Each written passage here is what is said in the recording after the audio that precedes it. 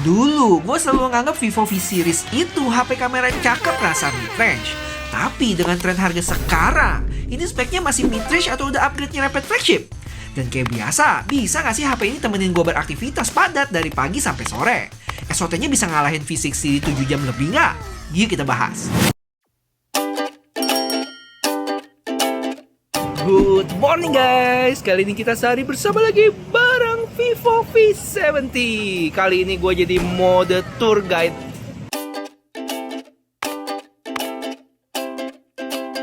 Pipi, karena nggak ada si bocil, Pipi jadi model ya. Hihi. Masih single nih. Jadi guys, impresi gue sama HP ini, wah terlihat ada wajah baru ya, dimana frame modulnya yang sebelumnya memanjang ke bawah dan ditempatin buat dua lensa.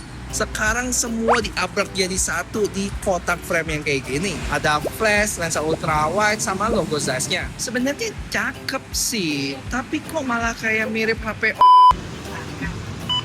Dan karena kamera BAM-nya nggak terlalu tebel, buat kalian yang suka main HP sambil ditelentangin gitu, nggak bakal terlalu goyang ya. Ini nilai plus sih. Untuk material back-nya tetap dari kaca, tapi frame-nya sekarang udah berbahan aluminium. Feel-nya jadi berasa lebih premium dan solid. Soalnya kalau dibandingin sama plastik, bahan metal punya ketahanan yang lebih baik. Contohnya kalau digores-gores gini nggak gampang ninggalin bekas. Lanjut ke bagian depan yang punya layar flat atau datar, dengan sudut-sudut dibikin lebih melengkung, jadi nggak nusuk di telapak tangan. Kalau buat ukuran bezel, sekarang udah dipangkas lumayan banyak loh. Dengan ketebalan yang paling tipis ada di sisi kanan kiri yang cuma 1,25 mili aja. Dengan dagunya lebih tebal sekitar setengah mili. Tapi keseluruhan masih kelihatan cukup simetris.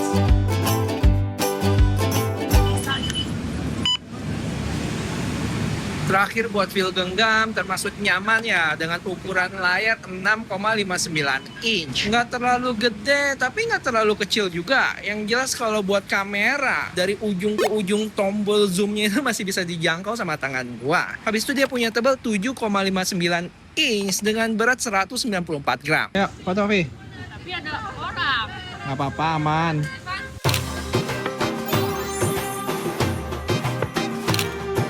Beda guys, kalau kalian lagi di tempat turis gini dan males buat edit foto ngilangin orang, ini ada fitur yang sekali jepret orangnya langsung hilang semua deh. Nih gue tunjukin. Jadi kalian bisa pakai mode portrait di sini, terus klik AI plus visualnya di sini guys. Nanti kalian bisa pencet remove people di sini nih tuh. Nanti orangnya otomatis bakal langsung ke remove. Sekarang bisa dia bantuin atur komposisinya juga nih.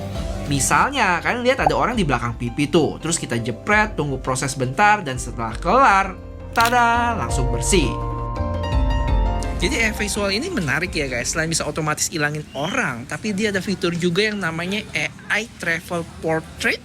Jadi bisa ngubah suasana, misalnya foto yang tadinya siang gitu bisa dijadiin malam. Terus ada juga AI Four Season, yang mana bisa diubah jadi mau season summer, winter, autumn, macem-macem deh. Seru sih, seru.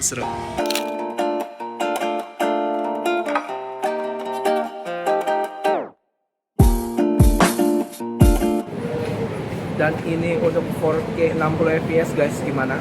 Dan buat yang nggak tahu, resolusi 4K 60 ini adalah resolusi pertama di V series yang bisa ya. Sebelumnya cuma 4K 30 doang nih. Dan nggak cuma kamera belakang, tapi kamera depannya juga ya, walaupun yang tadi agak bergejolak dikit.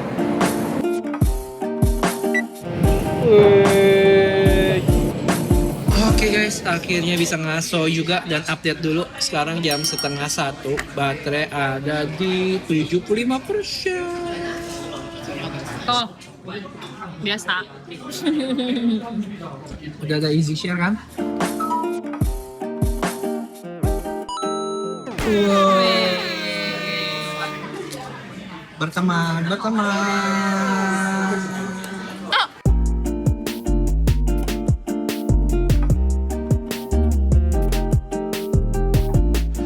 Ya guys, ini brightness outdoornya sih termasuk terang loh. Ini tarik kayak begini masih lumayan jelas nih kalau kalian lihat. Kalau di dalam lebih terang lagi. Kalau ngomongin telefoto di HP ini sih nggak main-main ya. Bayangin aja dari posisi ultrawide sejauh ini, zoom 10 kalinya aja masih bisa hasilin gambar yang bagus. Pemrosesannya itu loh nggak ada obat.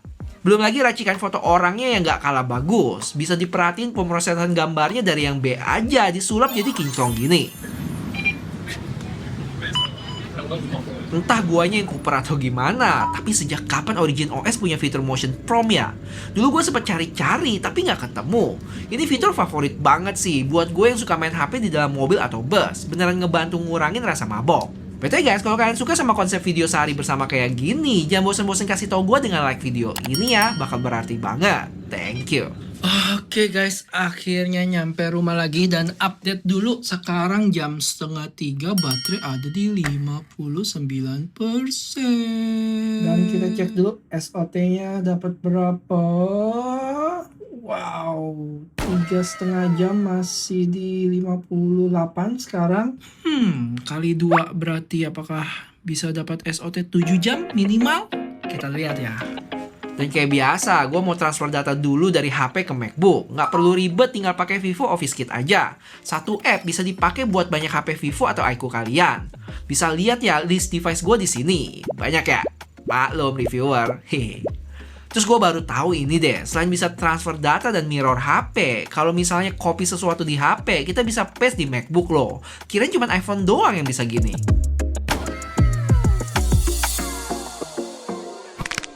Oh ya guys, belum sempat ngomongin spesifikasi HP ini. Jadi langsung aja to the point. Gua langsung bahas apa aja sih bedanya dari V60 ke V70. Pertama dari sisi layar, dia menciut dari 6,77 inch ke 6,59 ya. Dan kali ini layarnya dia flat dibanding curve di V60. Terus dari sisi refresh rate masih sama 120 Hz dengan resolusi yang naik dari Full HD Plus ke 1,5K. Terus kita masuk ke performance. Buat chipset masih sama ya kayak tahun lalu, Snapdragon 7 Gen 4. Tapi terjadi peningkatan dari sisi RAM dari LPDDR4X ke LPDDR5X. Plus storage-nya itu lompat indah dari UFS 2.2 ke 4.1. Peningkatan ini cukup mengangkat skor Antutunya ya dari 970 ribuan di V60 ke 1,14 juta di 70. Selisih sekitar 160 ribuan atau sekitar 17%. Cuma itu untuk Antutu versi 10. Kalau versi 11-nya gua tes di 1,4 juta. Buat baterai masih sama 6500 mAh dengan kamera yang mirip juga. Lengkapnya gua taruh di sini nih nanti. Yang semua lensanya itu partneran sama Zeiss. Kalau buat spek lainnya yang ngebedain sih ada dua ya. Pertama itu eSIM dan yang kedua itu sekarang fingerprintnya itu udah 3D ultrasonic 2.0 yang mana area cakupannya itu lebih luas dan cepet juga. Buat eSIM-nya sih bener-bener yang gue tunggu dari lama. Terakhir untuk software update-nya dapat 4 kali untuk Android dan 6 tahun security. Oh ya, V70 ini nggak datang sendiri ya. Dia ada saudaranya, V70 FE. FE itu versi ekonomis. Ya udah sempat gua review dan bandingin tipis-tipis videonya di sini. Termasuk kamera tuh. Dan setelah nonton dijamin anti galau sih, pilih yang mana. Cek video ini kalau belum, oke? Next, gue keluar lagi di jam 5:30 dan baterai ada di 46%. Kali ini keluar full tim, bakal ke tempat yang seru banget. Dan selama perjalanan, gue sempet nge-ML dulu 1 match dan baterai berkurang 4%. Doors are closing. Sekali lagi gue harus bilang, foto-foto di HP ini menyenangkan banget. Selfie-nya juga bagus kalau emang nggak backlight. Foto orang juga juara sih. Kalau udah lebih gede dan ngerti, si bocil bakal seneng atau malu ya foto dia dari bayi sampai sekarang. Banyak banget gue ambil. Paling yang lemah di kamera HP ini buat gue ada di 8 megapiksel ultra wide. Terlebih pas di video dan low light. Hasilnya jadi soft dengan detail yang kurang.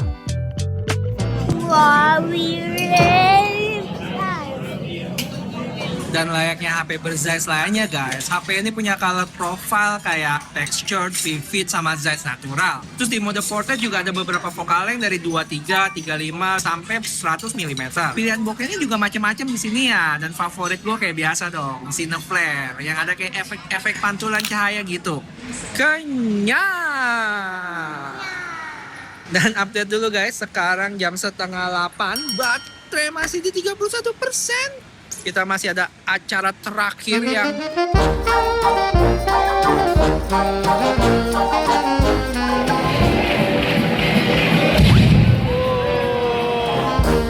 Terus ada satu fitur baru yang diturunin dari seri X flagship-nya, yaitu AI Stage Mode. Intinya secara pintar, fitur ini bisa turunin exposure-nya supaya lebih fokus ke objek di atas panggung situ. Nggak cuma foto, tapi bisa video juga. Dan kalian bisa perhatiin perbedaan antara mode normal dengan yang Stage Mode. Ini tanpa gua atur exposure-nya loh.